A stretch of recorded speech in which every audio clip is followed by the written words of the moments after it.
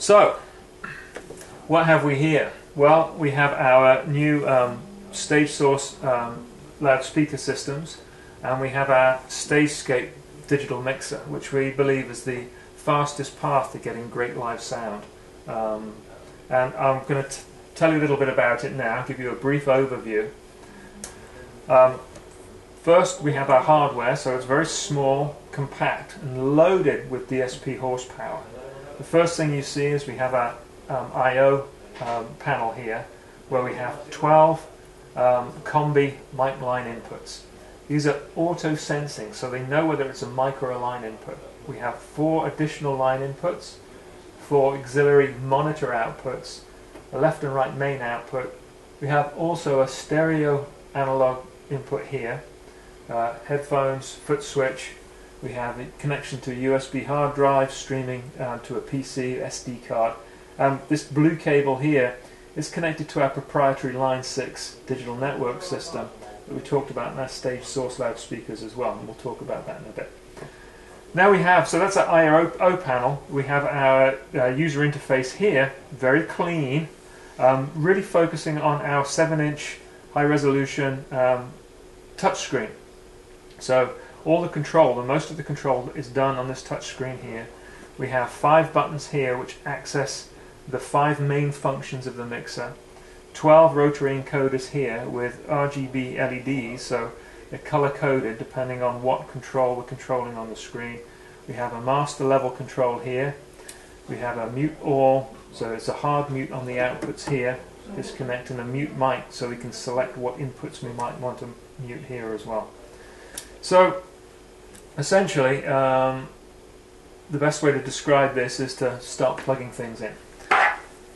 So here we have a dynamic mic, and we have an XLR connector, and we're going to just take one of these inputs here.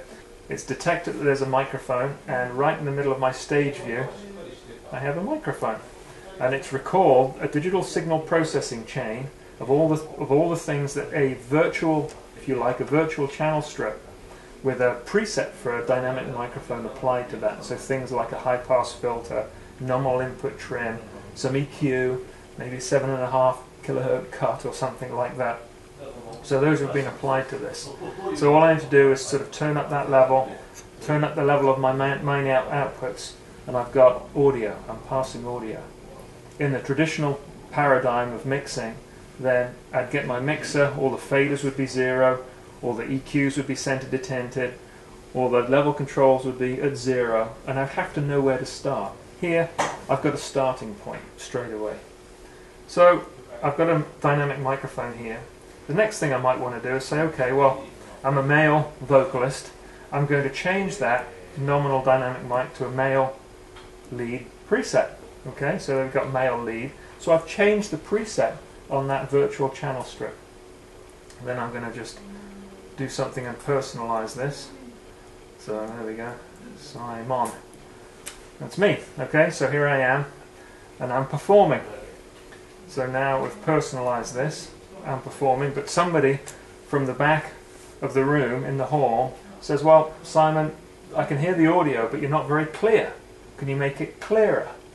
Now, an engineer, a sound engineer, has spent years studying how to translate clear into parameter adjustments on a channel strip. But here, all I need to do is go into tweak, hit the tweak button, and I'm on a tone block here. I put my finger on this XY pad, and I just move my finger to the word clarity for clear, and use the best instruments, engineers, and everybody's got their ears, and listen until I go, oh, that sounds good. So under the hood, I'm actually adjusting multiple parameters on a parametric equalizer. I mean, I can say clear, air, full, project. I can just use my ears, and there are different. I've got a de-esser here as well. I've got a compressor, punch. I can make it controlled or punchy in my vocals. I can even go here to the effects block. We've got 4 effects channels here, and I can just add a little bit of reverb to my voice as well. Okay, so there we have. We've adjusted that. We're a little bit clearer. The next thing I might want to do is build up the rest of my band, so we can see we can bring some other elements and instruments. onto the stage. There's my drums, and the bass guitar. I'm going to go direct with a pod. So there I build my band, and I can go here and I can tweak each of those elements individually if I want to. But very easy to see my bass guitarist. I touch my bass guitarist and I want to adjust the tone of the bass guitar. I want to make the bass guitar a little bit more punchy. Or I want to make the kick drum. Going to tweak. I want to make the kick drum pump a little more. So very, very simple to do some adjustments there. The next thing I might want to do is I might want to set up some monitors. We've attached a monitor and it's automatically assigned the monitor I've got to my left down here to the monitor A output bus. But I'm also going to call another monitor onto the stage here. Now mixing monitors is quite a challenging thing, but we've got a very quick, slick way of doing that. If we press the monitor button, then you can see a little target here, targets the monitor I want to mix to, and say I want to have some vocals in that. I just turn up the level of the vocals. My guitar might want a bit of hi-hat, and then this monitor here I want to mix a little bit of hi-hat, a little bit of snare, and a little bit of kick drum. Very, very simple. So here's my stage, I've tweaked it a little bit, I've set a monitor mix. Now I might want to do a little bit of a sound check. And what we have on board here is we have a recording looping capability which stores up to 20 seconds of all the inputs onto some internal memory.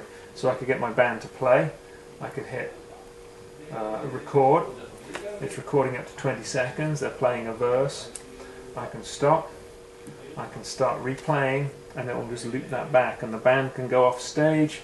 I can sit here and I can go back into tweak, and I can go, okay, let's tweak the vocals a little bit more, let's tweak the tone. Now, seeing as we're back in tweak, this is the quick tweak. There's also a deep tweak function as well, which I'll show you. So if I could press the deep tweak here, then on the left hand side you'll see all the elements in that digital signal processing chain, all the processing blocks. The input processing block, we can see a high pass filter, polarity invert, we've got something called auto trim here, which automatically optimizes the input trim tracking, which monitors the input trim, and if there's clipping then it reduces the input trim and makes up the gain elsewhere in the signal chain. We've got a feedback suppressor that on this particular preset's enabled. I can disable that or change it from mode 1 to mode 2, vocal mode to instrument mode. On the vocal preset here I've got a gate, I have a de-esser, dynamic EQ, compressor, I've got a parametric EQ, and I can change that, all these things using the touch screen. But if I want to engineer it and I want to change them numerically, I can go in here and do that as well. I can also go in here on a deep tweak level and tweak the effects on each of the channels. I can press this button here and I can tweak the decay on the reverb, I can tweak the pre-delay, so lots and lots of features. I can also go in here to monitor and I can fine-tune the effects send into the monitor as well. So deep tweak allows me, and quick capture allows me to really fine-tune the system. And then when I'm ready to go, I can hit perform.